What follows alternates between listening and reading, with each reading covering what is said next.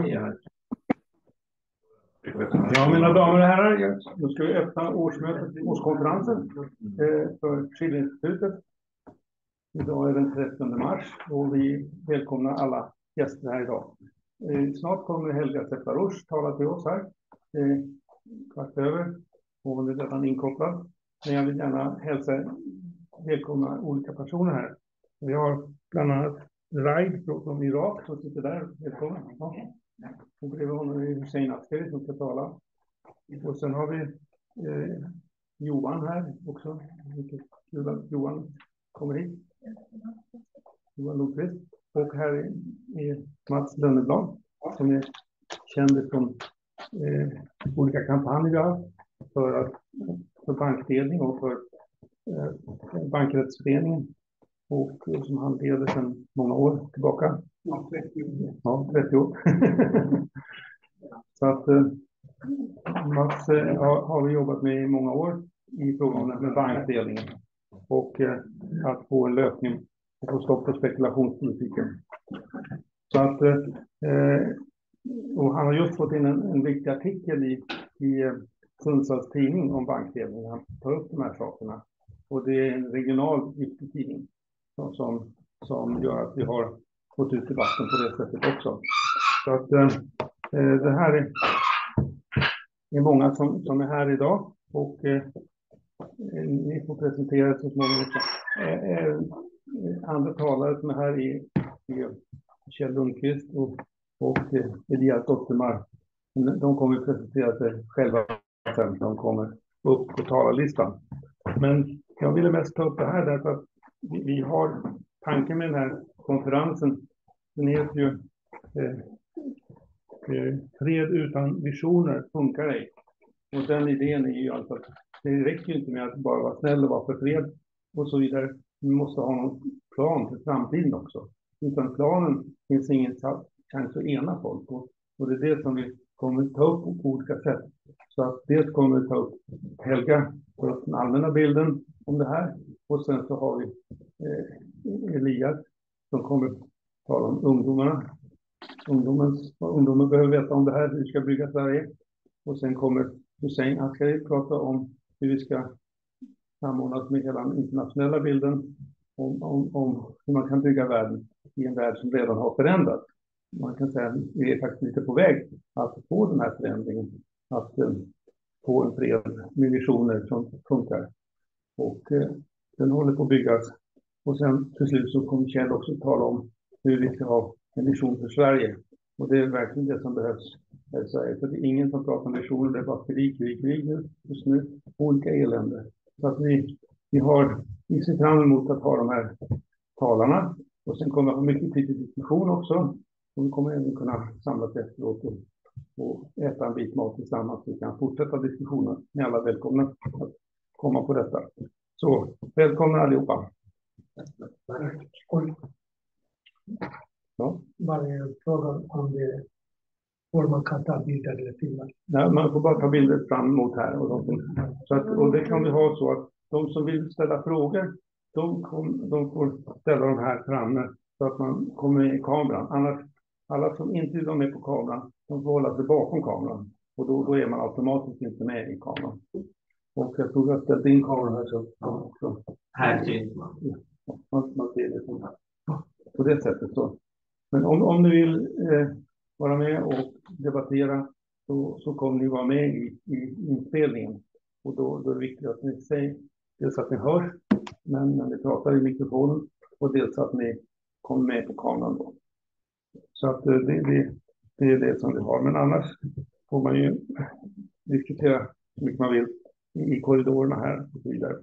Vi är också glada att idag har vi valt en ny styrelse till återvald styrelsen till Schillerinstitutet. Så vi har fått våra gamla medlemmar. Jag är bland annat blivit återvald, fått den hedern. Och dessutom har vi då Hussein Askari han har varit ordförande tidigare. Och sen har vi också Elias Dottermar, Kjell Lundqvist och Jens Sundström som också är här. Och sen har vi också 2 nya medlemmar. Välkomna kan man alla vid i styrelsen till Schillerinstitutet. Och Rosa från Nova som kommer senare. Vi har 2 nya medlemmar i styrelsen till Schillerinstitutet i Sverige. Och det är vi tacksamma för. Och vill gärna välkomna Kamal som har hjälpt ut så mycket. Så att, nu ska vi se här. Nu är tanken att Helga Zepp LaRouche ska komma in här klockan 15:15 här. Och hon befinner sig i Tyskland och kommer tala därifrån. Och hon kommer tala då en halvtimme ungefär. Och sen kommer det vara diskussion med henne en kvart. Och sen kommer det komma Elias Doktorman kommer efter det. Och sen efter honom så kommer en kaffepaus. Och då kan vi få en halvtimme paus och sträcka på. Så det blir ett pass fram till dess. Och sen så kommer Hussein och sen kommer Kjell tala. Men vi kommer att ha lite diskussioner mellan där också. Så att jag hoppas att ni kan komma med också i den. Så att, nu ska vi se om Helga har dykt upp här.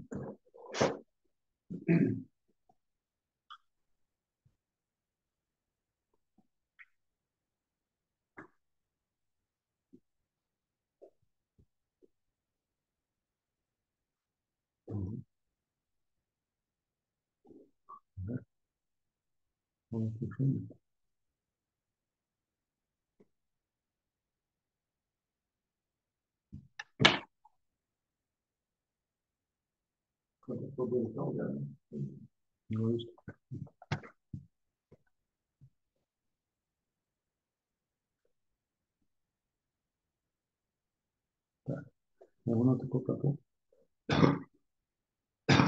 Inte riktigt vart det här.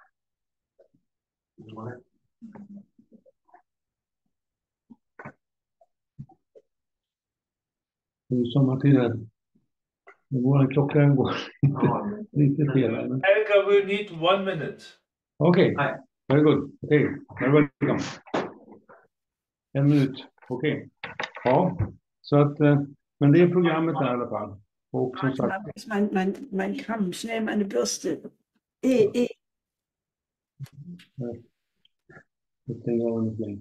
Okej, i alla fall så... Det är för att förstora den lilla... Den lilla... Mm. Ja, det är säkert.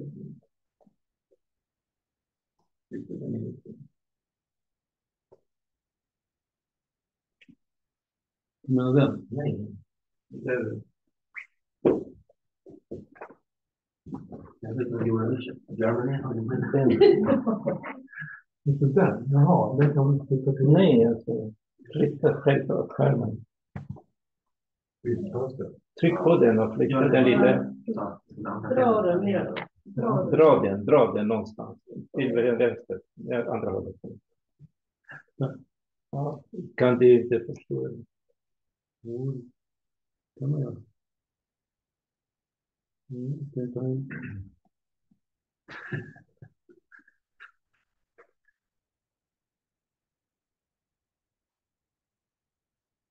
Vi vill ha det här helt själv. Ja, man vill det.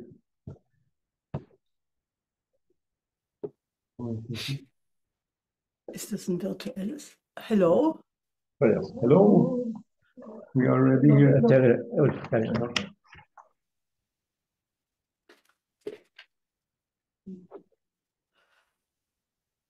Ta bort den. Do you hear me? Yes, we hear you. Yeah, just a moment. Yes. Du vill ha den som helt själv.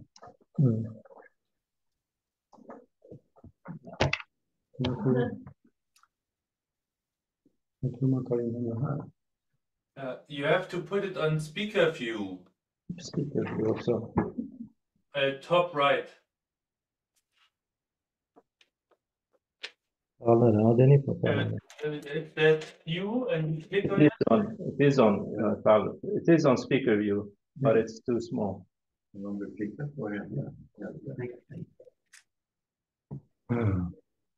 And or you can double click on Helga And you can pin it.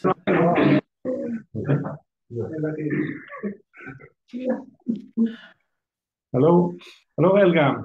Now, Hello. very welcome to Hello. Hey, as we say in Sweden. And we have a group here in Sweden who are eager to hear you, and we are very happy to have you speak to the Swedes. And we need some messages from abroad to have some ideas on how to solve the problems we have in the world and also in Sweden. But so I would like to give you the word, and you can start now. Okay, so I want to greet all of you, Schiller friends, Schiller members, guests of the Schillerinstitutet, and I feel very, despite the terrible condition of the world, I feel nevertheless that we with the Schillerinstitutet have done a decent job. If you look back, what was the aim when we founded the Schillerinstitutet 41 years ago? We set out as two major tasks: one, to create a new world economic order, a just new world economic order, which would allow for the economic development, especially of the developing countries. And the second goal was to create a renaissance of classical culture by having a dialogue among the most advanced segments of universal culture over the centuries. Now, if you look back, some people may have thought that was a utopian goal, it would never happen. Others were more convinced that it was a vision which was a beautiful one and needed to be realized. And I must say that if you look at only 41 years of our activities, we have come very, very close to reaching both, at least in large parts of the world. Now, the New World Economic Order is taking shape. As a matter of fact, you have today the BRICS countries, BRICS Plus. This is now 22 members and almost 40, 50 more countries who have applied for membership in a new system, not based on the neoliberal model of economy, but on a win-win cooperation promoting the well-being of each other. And with that came actually the end of an epoch. Now, what I mean by that is that 500 years of colonialism, which started in Europe around 1500, definitely is ending. And I do not think that this genie will ever get back into the bottle, because the countries of the global south are now in a process of realignment. They want to get rid of the chains of the institutions which promoted and continued neocolonialism even after these countries had already developed independence. And the idea is that they no longer want to be raw material producing countries, but that they want to develop the value chain in their own countries and reach the status of middle-level income very, very soon. Now, it is quite obvious that the reason why they are capable of doing that is because they, have the cooperation of China. Now, I speak to that in a second, but the most immediate trigger of this gigantic tectonic change was naturally a blowback to the attempt to establish an unipolar world.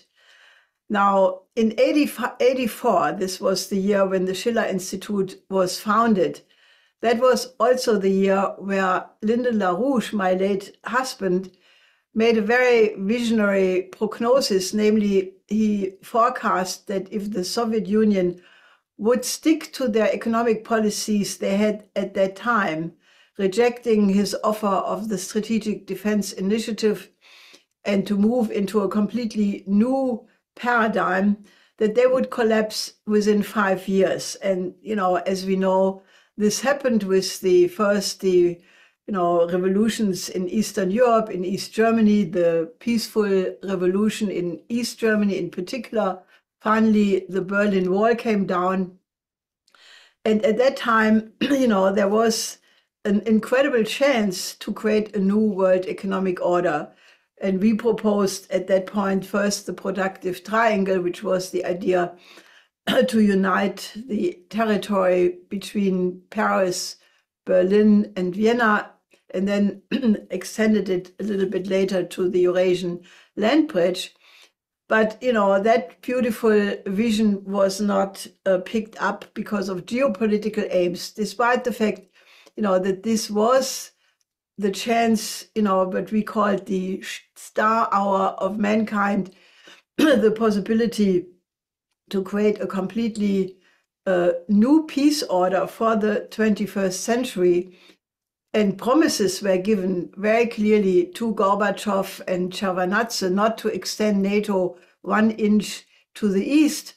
And there are now many archive documents which are declassified, and everybody can read them, that there were not one promise by Foreign Secretary of State Baker to Gorbachev, but many, many. Genscher, in a famous speech on the 31st of January in Tutzing in the Protestant Academy, promised, that never would NATO move to the east, that never would NATO troops be on the territory of the former GDR.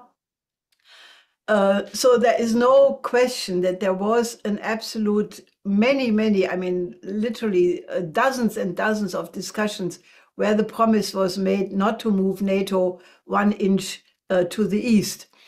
Despite the fact that these promises were made, you already had the neocons in Washington and their collaborators in London plotting that they would use this to create an unipolar world based on the Anglo-American relationship. Now that is treason. And, when people are nowadays saying about NATO, NATO in Sweden, NATO in Finland, and they say that there is an unprovoked war by Russia and in Ukraine, and that is why you have to have all of this NATO expansion. It is not true. We have now the documents which absolutely prove that, the Russians were cheated, they were lied to, and they, in good faith, reacted to these promises by allowing the German unification to take place in a very peaceful way, which is amazing, given the fact that that was only 40 plus years after the end of the Second World War, and given, the part of Germany in causing this war and inflicting incredible suffering to Russia in the great, what they call the Great Patriotic War. In light of all of that, it was extremely generous by first the Soviets and then by the Russians to allow the peaceful unification of Germany. I think it's important to restate that, because that has been the beginning of the present crisis we have, at least the part we have in Europe. Now, obviously, what happened was that the neocons immediately proceeded, step by step to go for regime change, color revolution, expansion of NATO. And in the beginning, you could say that, the East European countries wanted to be part of the West, even so that is not exactly what happened, because, many of the so-called leaders of these East European countries were having before careers in the United States, in Britain, and they were chosen in the exile to be the heads of these new governments. But that's a different story. In any case, in the beginning, the Russians were very patient and allowed the first expansions of NATO, Poland, the Czechoslovakia, even Romania, Bulgaria. But naturally, when it came to Ukraine, it became like a reversed Cuban Missile Crisis. It already was before that with the installation of defensive missile systems in Poland and Romania, part of the Aegis system, which the Russians all the time opposed because they made the argument that these so-called defensive systems could be changed into offensive systems in a few hours.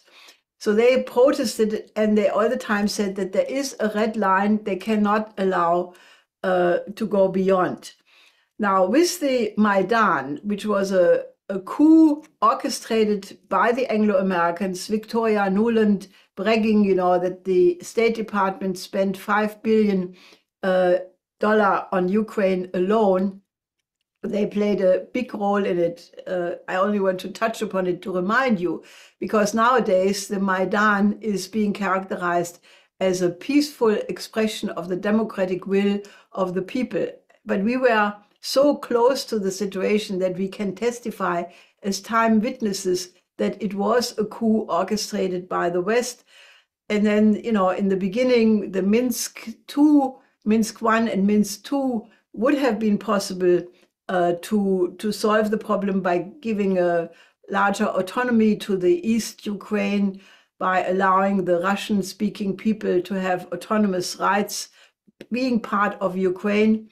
But, as we now know, Merkel and Hollande lied, and they never had the intention to implement the Minsk agreement. And Merkel and Hollande both admitted this was only done to gain time for the Ukrainians to be trained to the level of NATO. Now, obviously, this was part of the Brzezinski plan, that if you deprive Russia from spheres of influence over Ukraine, Russia, according to Brzezinski, is no longer a world player, but just a regional power or a gas station, with tanks, being completely insulting to Russia as well.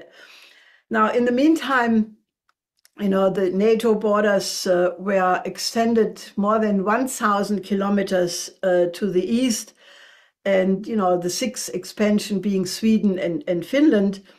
And naturally, you had the regime of brutal sanctions, I think 12 or 13 times by the EU alone, trying to ruin Russia. That was Baerbock and others' slogan.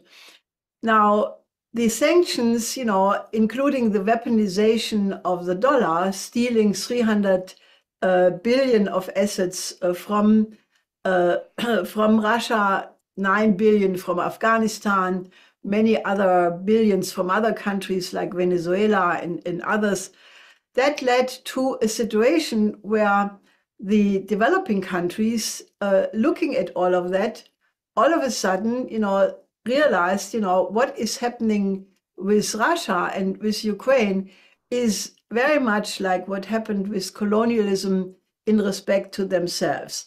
And that is why the countries of the global south never agreed to buy the NATO narrative about the unprovoked war of aggression.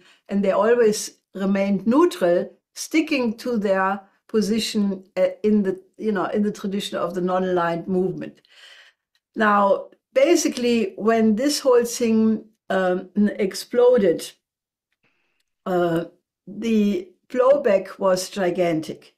Now, in the meantime, because of the rise of China, which in large part was the shift originated by Deng Xiaoping with the reform and opening up policy starting already in 1978, China had undertaken the biggest civilizational miracle in the history of mankind ever, because they lifted 850 million people out of poverty, bringing the middle class in China to presently around 400 million people, and eliminating poverty even in the far remote areas of the west of China and the certain other parts in the interior of China.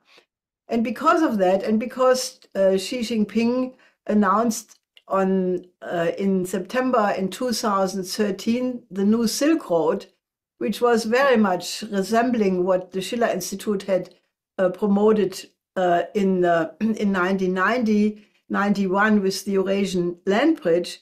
And, you know, we had a big input in that because we had many conferences, many discussions, many seminars.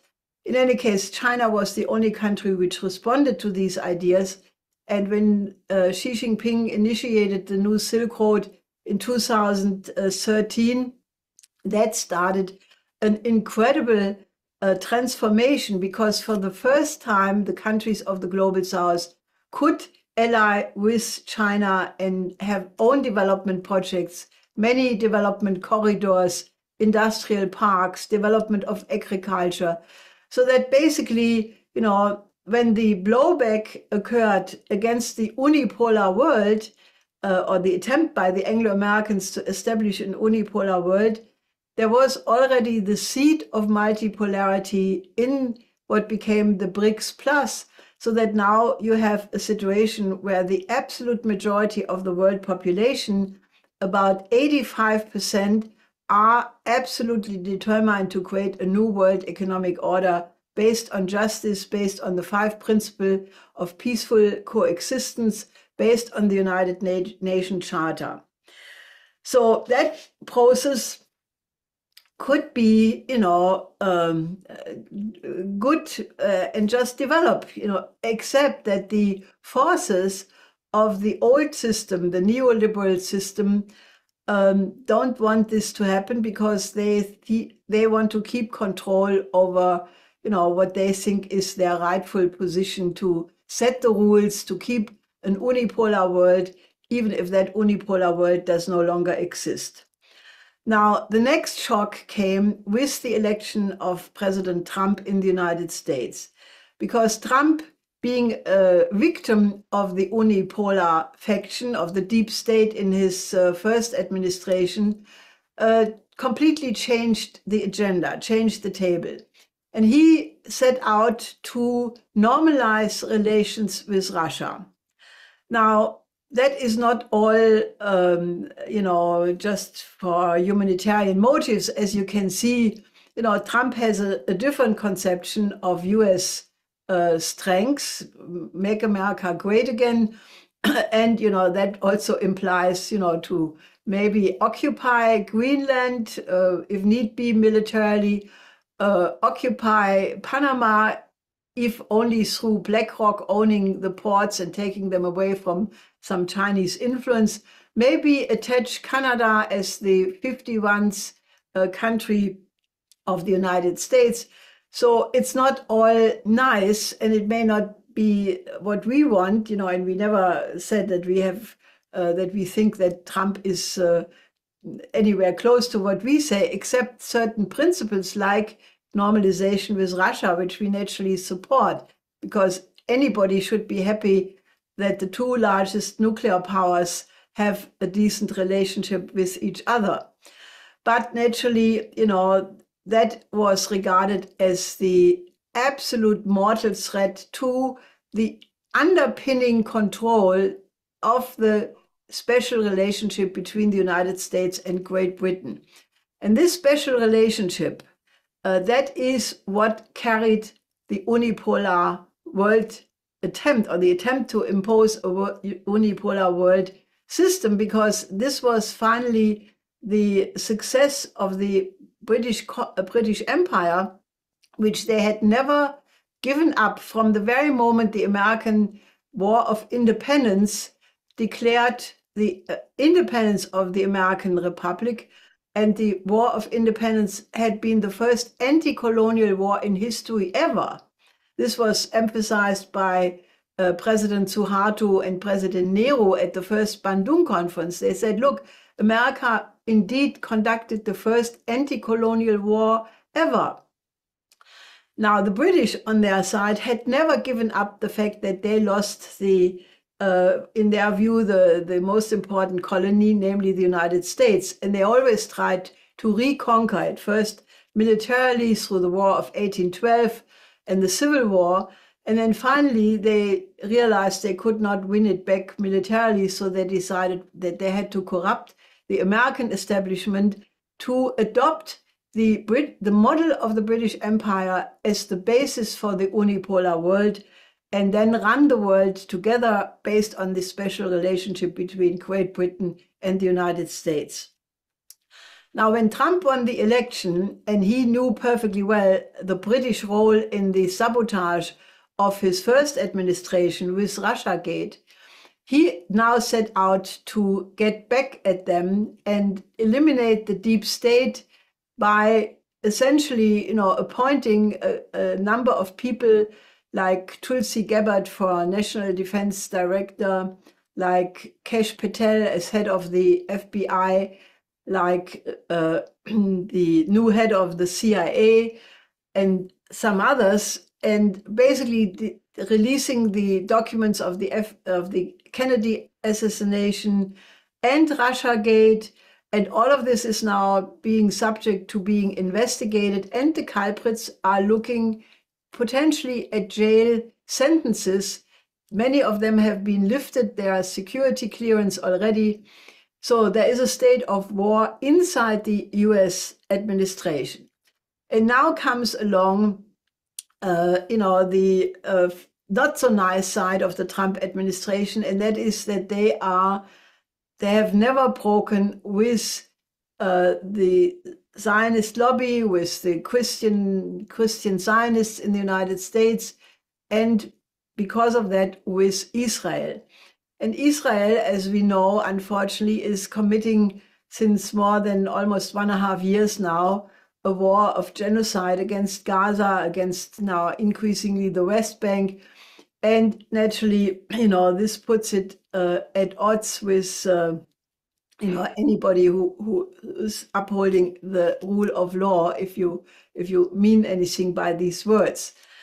Now, the British right now have launched a campaign to get the United States and naturally Israel as well, and the British influence in Israel is really big, as just was again emphasized by the former head of MI6, Sir Richard Dearlove.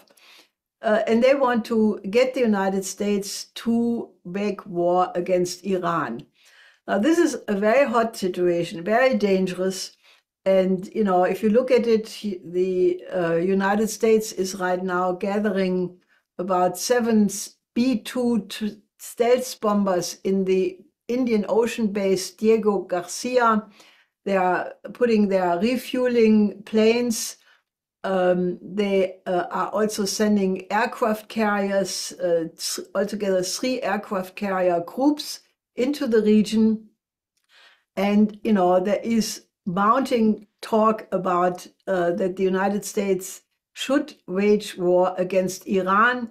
Some people even demand a decapitating strike against Iran, with the argument saying, maybe we don't need to use nuclear weapons, because nuclear weapons are the only way how you can eliminate the nuclear facilities in Iran, because they're deep inside the mountains, and you cannot even do it with normal bunker buster bombers. So you need to use nuclear weapons if you really want to destroy these nuclear facilities. But there are some people now in Washington and elsewhere who are saying, oh, we don't need to nuke Iran. We can decapitate Iran by using the same method like what we used with the IDF against Hezbollah in Lebanon, or, how we eliminated the presidency of Assad in Syria by just, very quickly moving the HDS government in there. And we can do likewise by having a decapitating strike against Iran, and then move in a regime which is basically pro-Israel and pro-US. Now, unfortunately, this is not totally impossible that Trump may actually do that. But the real aim of it, if the West or if the British-Israeli combination succeeds to lure Trump into a war against Iran, that is a decapitation strike against Trump, because this would completely ruin the Trump presidency. It would cause probably the oil price to go up to 100 or more dollars per barrel, or even double that amount. This could trigger a financial crash of a financial system which is completely fragile and ready to blow anyhow. So that is the immediate danger. And naturally, the British have probably entrapped the new scandal against Trump, what was Russiagate in the first administration. Now they have this so-called Signalgate, which is the really incompetent use by the entire national security team of Trump to discuss very concretely the bombing against Yemen in a not secure channel. I mean, how can you imagine that the heads of FBI, CIA, National Director of Intelligence are so inexperienced or incompetent that they would allow this to happen? And let a journalist, the editor of a magazine called Atlantic, who used to be a prison guard of the IDF in Israel, to allow such a person to participate in these discussions, I mean, the minimum you can say is that, it shows a severe weakness of this group.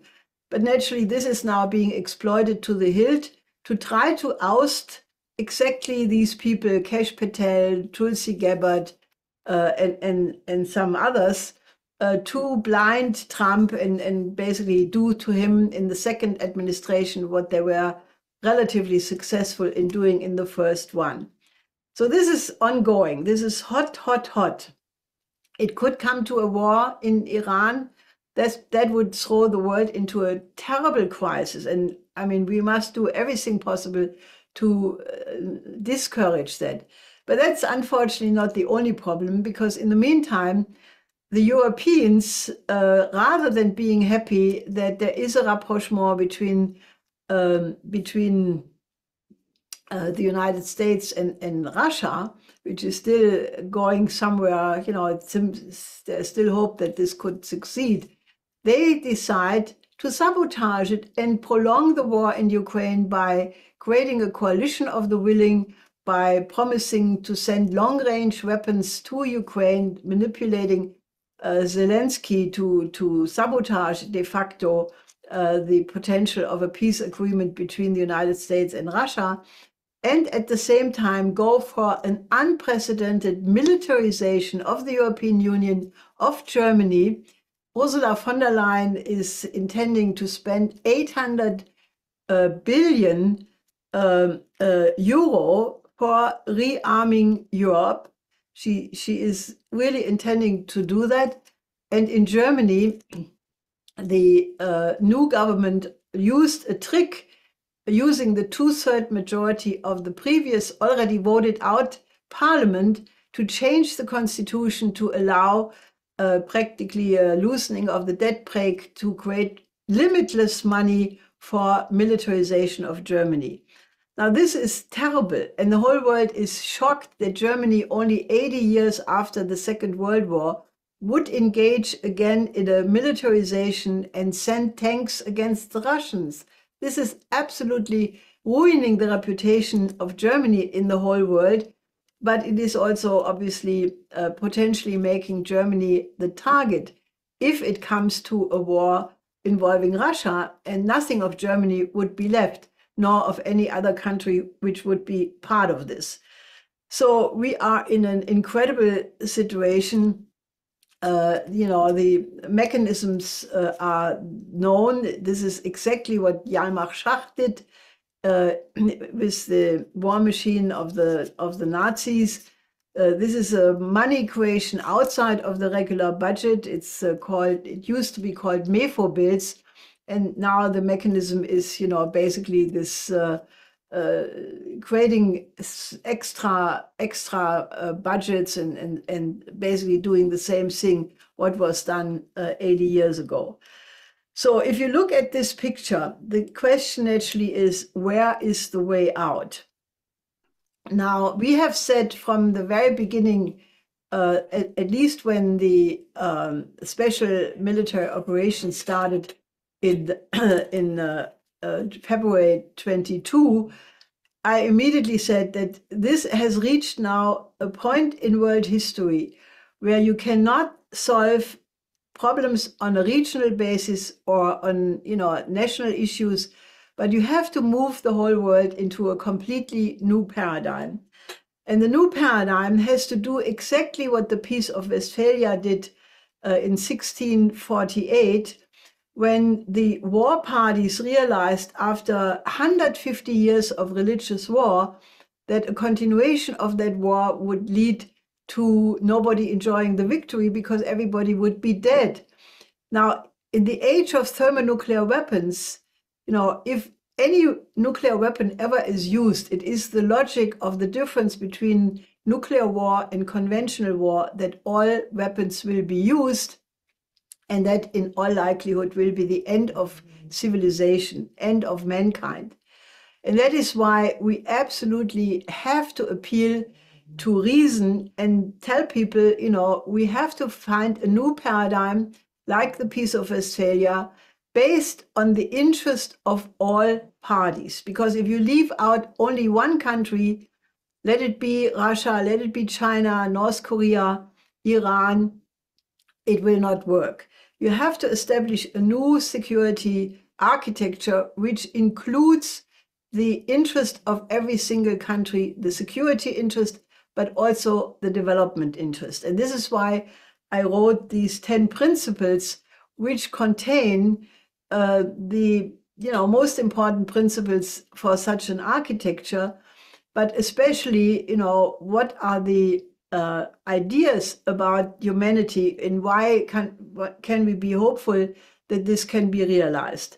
The 10th principle discusses the nature of man, and that is the absolute 100% conviction that man is good by nature, that, the human mind and the human character, the human soul, are infinitely perfectible. There is no limit to the perfection of the human mind and the human character. We can become infinitely good.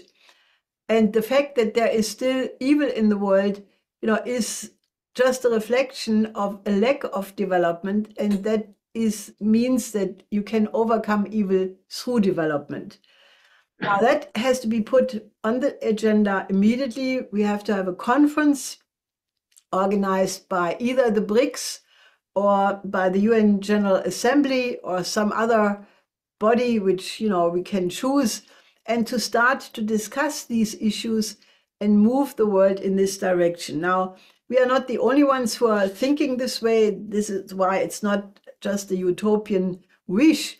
But if you look at the policy of Xi Jinping, he has proposed 3 initiatives: the Global Security Initiative, the Global Development Initiative, and the Global Civilizational Initiative, which pertains to the issue of a dialogue of civilizations, exactly what the Schillerinstitutet set out to do at its founding.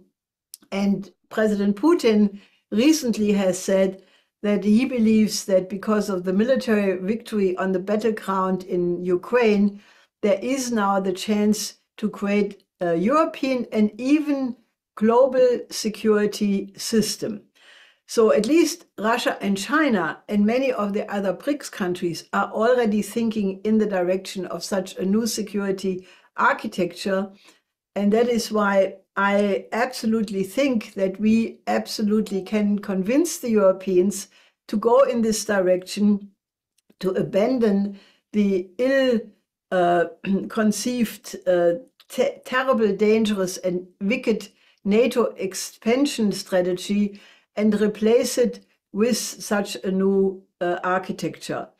Now, that is not visible right now, but it could happen much more quickly than people think, because the present policies of von der Leyen could lead to the splitting of the European Union, because there are many European countries who do not want to go along. That is Hungary, Slovakia, Croatia, even Romania and Serbia and Bulgaria. You have very strong tendencies in this direction to work with the BRICS. Georgia, even Georgia is not part of the EU, Serbia not part of the EU, but all of these countries want to have cooperation with the BRICS. And even Meloni does not want to be part of the coalition of the willing. So the coalition of the willing is only France, Great Britain, Germany, Poland, the Baltics, and the Scandinavians. But that is just a tiny part of Europe, and the European Union could indeed split. Now, that is why I think we should initiate in every country where we are, and you should do likewise in Sweden, a serious debate about such a new security architecture and win people over to the solution that we need a new economic system which allows for the global South countries to develop. And, I think that is something where we have a unique voice to bring these solutions also into the peace movement, because the peace movement, it's good that they are against war, but they are normally not really thinking about the complexity of the picture as I was portraying it. But the Schillerinstitutet, being in the spirit of Inledningstal LaRouche and Schiller naturally, we are absolutely the voice of reason which can bring this about.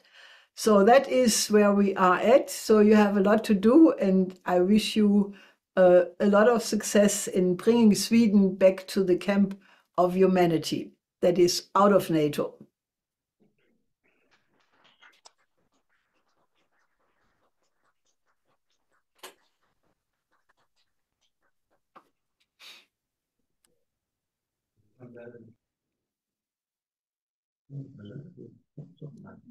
Här är vi som är.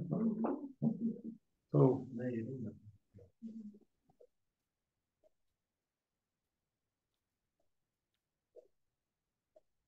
This is the room.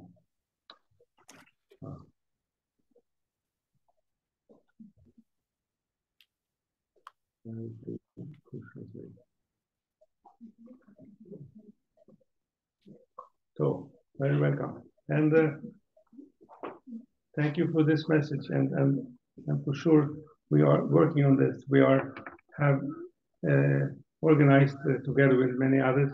There's a big demonstration coming up next Saturday, basically uniting the left and the right in a big peace demonstration against the war, the criminal policy to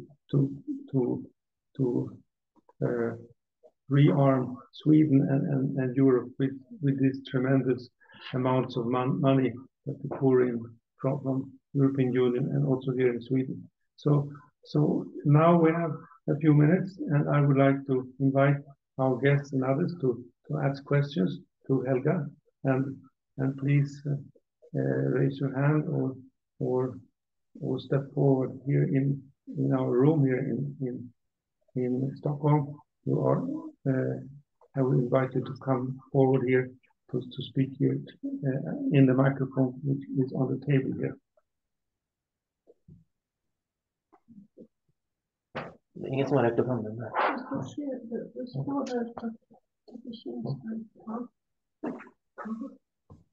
Ja, Agneta har räckt upp. Hör ni mig? Yes, Agneta Norberg, varsågod. Ja, ser du mig, Helga Zepp LaRouche? Ser du mig? Du ser Agneta? Ja, jag vill bara säga att jag är full av beundran för din kunskap. Oh, sorry. I'm full of admiration for your knowledge. And as an old feminist activist, I'm naturally most impressed that you are a woman who is leading the new peace wave, which we are absolutely needed. So what I would like to ask you, because I am one in the board of directors in Global Network Against Weapons in Space, and seldom this is mentioned, because all wars now are launched by space installations. So if I would like you to comment on this, because it's always disappearing in the debate. I have problems in Sweden, which I have argued about, because Sweden is a huge part in the space militarization with their world's biggest downloading station from satellites. So I would like you to comment on this just a little bit. Thank you. Yeah, you are quite right. The weapons in space is very dangerous because it reduces the warning time even by, an order of magnitude. So unfortunately, the US has the commander of the space force has said quite horrible things in terms of how they want to militarize and control the space. And I can only take your suggestion as an reminder and inspiration that we absolutely have to include that, because the only hope is I have not yet reviewed what is Trump actually proposing to change. I mean, there are several changes in respect to the Biden administration, what Trump has promised. He has even offered to Russia, to Putin and Xi Jinping, to halve all of the nuclear weapons worldwide. Now, I don't know if that is the right approach, because you have many other countries, Israel, Pakistan, India, who also, the US, Great Britain and France, who also have nuclear weapons. And as we know, many of those would not necessarily agree to get rid of their nuclear weapons, at least not easily. So one has to look at, if Trump is managing to get an agreement with Putin, I think these questions will be included. I also think that the medium-range missiles, which are supposed to be installed in Germany from 26 on, absolutely must be part of this package. And, then naturally, the only way how to solve this problem is to move to an agreement of cooperation in space, to agree not to militarize the space and go to a cooperation in terms of peaceful space research and travel instead. Building a village on the moon, building a city on Mars. And, one can only look at what Elon Musk is envisioning.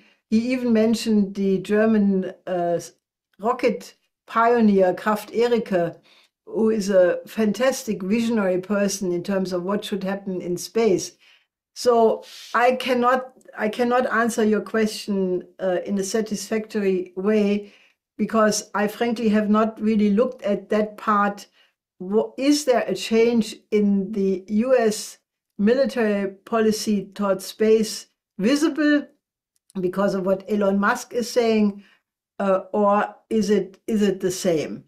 But what I can promise you is I definitely can fill that hole in my knowledge and get back to you at the next IPC meeting if you want.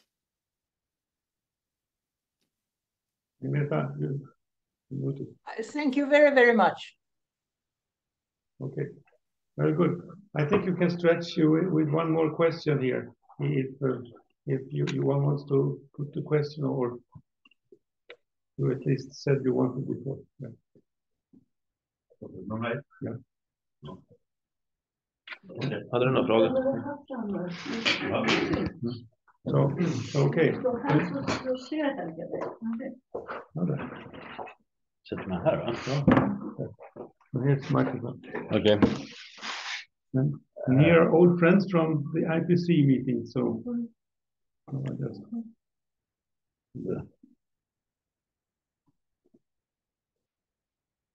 Okay, yes, I have a question. I have heard from that there is a movement in the United States mostly, but also around the world, about to promote GESARA. Have you heard about that? GESARA, it's a Global Economic Security and Recovery Act.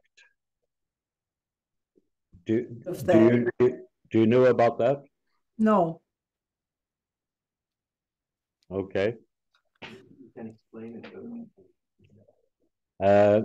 There is a group that it started long time ago after the murder of Abraham Lincoln, and especially took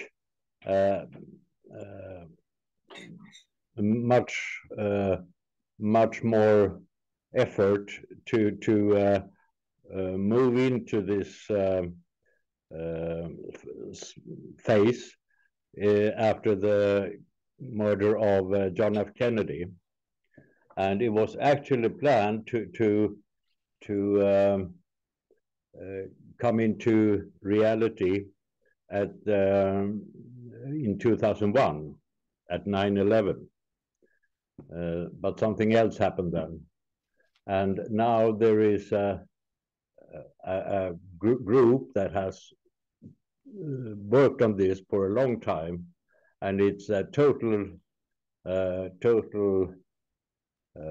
removal of this economic financial systems that we have today. So if this is something that is based in reality, it would be very exciting. Again, I have to fill my holes in my knowledge, but I think that the effort. I mean, President Trump has threatened that he would annihilate any country which dares to put into question the dominance of the dollar. But the reality is, the Western financial system is so fragile that it could really be blown apart very easily, like, for example, through an explosion of the oil price or any other number. I mean, you have a huge new problem, the crypto, Bitcoin, stable coin. I mean, all of this is actually, the effort to create money outside of the control of the central banks and control of governments and parliaments. This is just, in a certain sense, a smokescreen with which you postpone the end of this financial system, which is sitting on 2 quadrillion outstanding debt and derivative contracts, and you could have a repetition at any time of what happened in 2008 with the blowout and the systemic crisis which happened then. So that eventually we have to put on the agenda a new financial system and a reorganization, which has to be basically along the lines of what was proposed by my late husband, Helga LaRouche. You have to eliminate all of this speculative bubble. You don't need derivatives. You should just cut it out. The investment banks who are sitting on these, basically invalid debt, they just have to cancel them. They have to write them out of their books. And if they cannot remain in the black figures, then they have to close down. We must end the regime of, taxpayer money spent to cover for the losses of speculators. And we have to go back to a system of national banking, of the national control of money generation and sovereignty in the financial system. Now, that is the direction in which the efforts by the BRICS countries are moving already. It's a very complicated problem. This is why they're not going in the direction of a BRICS currency, but they are using more and more national currencies. And, eventually we will come to the point where the West, meaning European nations and the United States, will have to face the fact, that the majority of world trade is moving towards the global South. And, given the fact that these countries are very rapidly coming up, take Indonesia, for example, they will bypass Germany as the third largest economy in the next several years. And likewise, other countries are moving ahead because many of them follow much more sane economic principles than we do in the European Union at this point. So the issue of a new financial order, a new credit system, will come on the agenda sooner or later. I mean, there's no way how this present totally bankrupt system can remain, because it's based on principles which are not sound, not least the, the low energy flux density in the production process, which is mainly affecting Germany, but also some other countries. So I think that the issue will come on the table, and I'm very happy to follow your suggestion to look out for these people and see what they're actually saying. Maybe we can have an intelligent collaboration and dialogue with them. Just to mention that I think Trump is working along this line. For instance,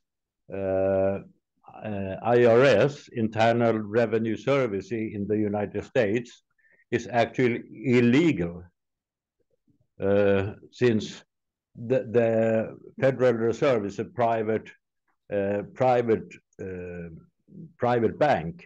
owned bank, and he is about to abolish this, and that's why he's suggesting all those tariffs to create an external revenue service. That is some thought that I have heard, just for your information. I don't know if it's correct or not, but it's kind of fascinating. Yeah, but I think these external tariffs are terrible. They're not part of the American system. When Alexander Hamilton and others were arguing for tariffs, this had a completely different function. This was meant, tariffs have a useful function if you have a nascent economy, where they are trying in a field which is otherwise dominated by free trade rules and more advanced economies, to protect these nascent industries so that they have a chance to develop. But when you have a highly developed world market and you have a highly developed whole series of economies, tariffs are terrible. They hurt both sides. They will, increase inflation. They will increase, the cost for the consumers. And I think there is already a big counter movement inside the United States, because Trump may not yet react to it, but we had very important discussions with MAGA people. Just to say that the other part of that is that you take away all the income tax. This is the idea. Anyhow, I just want to say that this is some fascinating ideas that I heard, and maybe I think Trump is working along those lines, working together with the BRICS countries, because they will also. This is a global movement. Anyhow. I don't want to argue about this, but I just thought to bring those questions to your attention.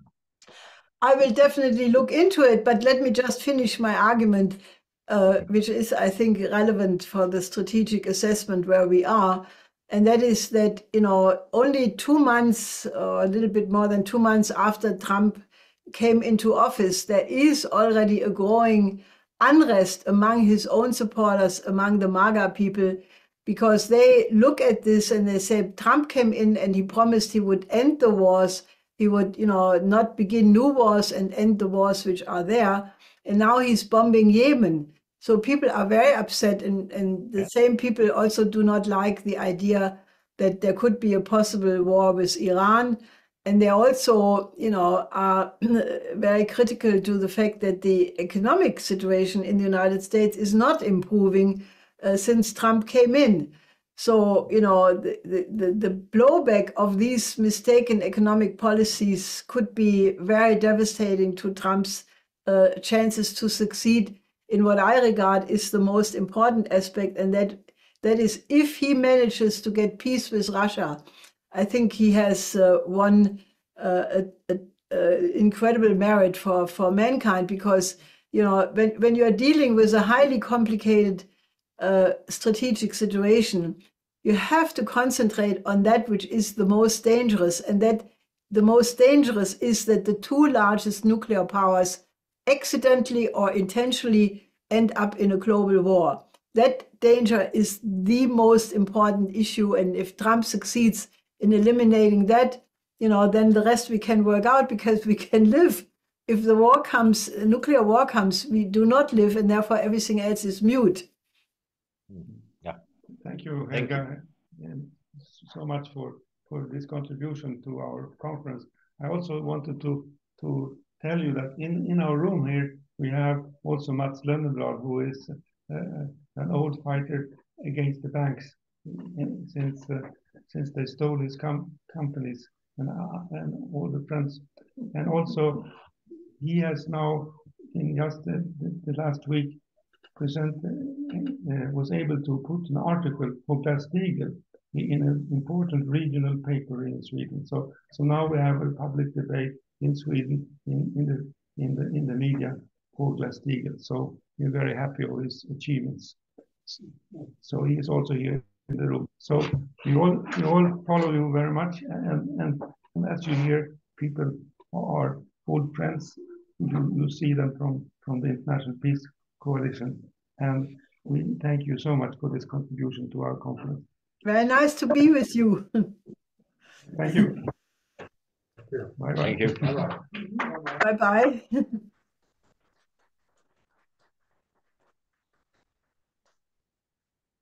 Okej, så vi är väl lite sena på tidsskalan här, men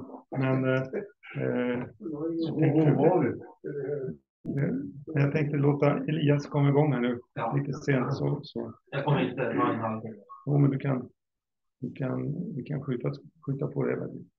Men i alla fall, jag stänger av nu och så sätter igång igen.